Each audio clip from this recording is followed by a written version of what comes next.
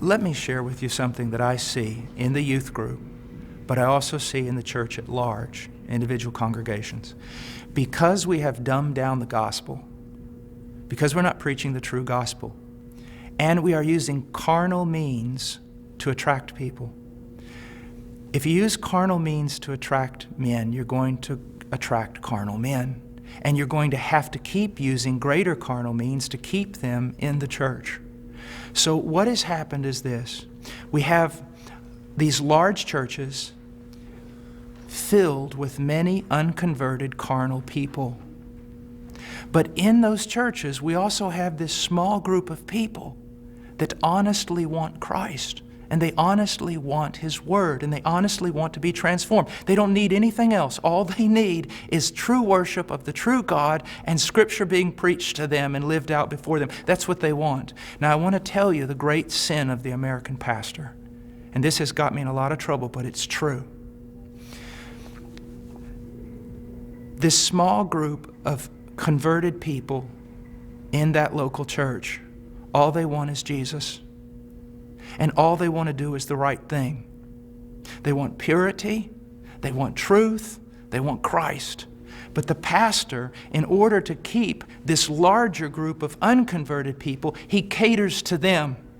So while he is feeding these carnal men and women with carnal things, he is letting the sheep of God starve to death, and he is going to stand before God one day in judgment. Listen, brother, if my wife was going grocery shopping, and when she was going out to her car, some men assailed her, attacked her brutally, and you walked by, and you did not want to get involved because you didn't want to cause trouble, you didn't want to put yourself in harm's way, you just wanted everything to go smooth. After all that was done, I would look for those men to deal with them. But I want you to know this, I'd look for you too. Because you had a chance to stand for my wife, my bride. And out of self-preservation or wrong ideas, you did not do it. You're just as much responsible as those men who attacked her. And that's what's happening all throughout America with pastors.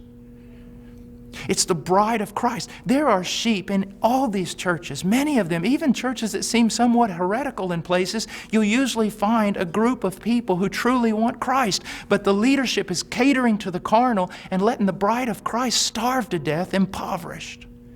And that is wrong, and there's going to be judgment for it. And the same thing is happening to the youth.